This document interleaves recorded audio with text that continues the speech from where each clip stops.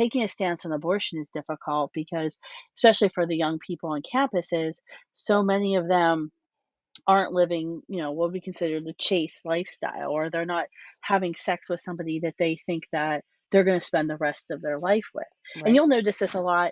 I'll meet couples on campuses who I'm I know that they're having, sex. I don't I don't ask these questions. People have volunteered way too much information about their sex lives to me because I deal with abortion.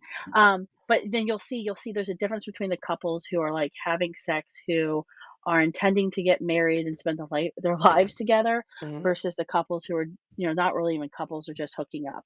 And Right. they're even that, there's a difference.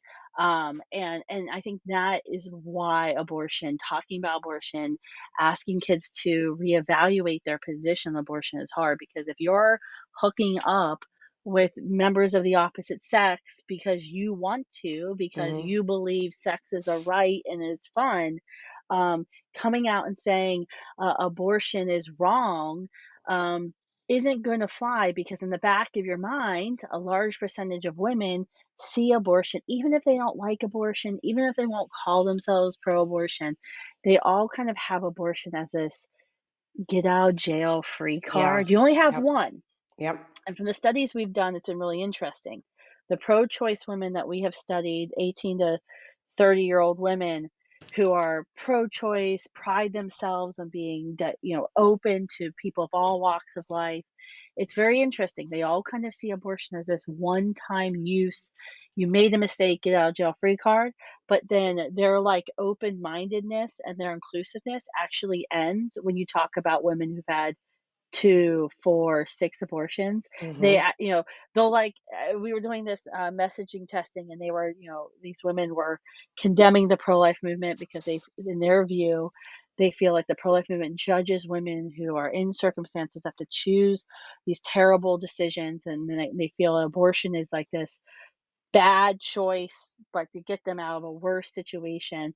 But then you start asking the same women who condemn the pro-life movement because they think they're judgmental, how they feel about women who've had 4 abortions. They're like, "Oh, that horror."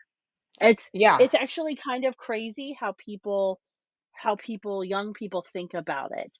But they all kind of see abortion as this get out of jail free card, even if they That don't like it, and that's what we have to change.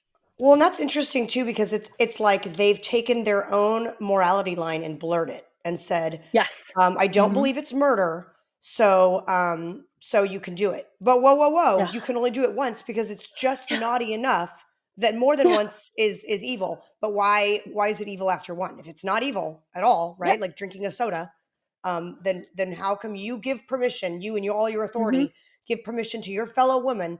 Oh, you get one, but that's it because it's evil, but not that Yeah. evil. So you could still have one. Yeah.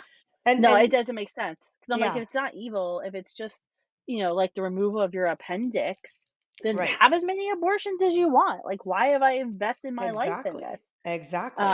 But I think that gets to the fundamental thing that it's written on the human heart, whether you've been raised with Christian values or not, that there's something fundamentally wrong. You get this sick feeling, icky feeling in your gut Mhm. when we talk about abortion.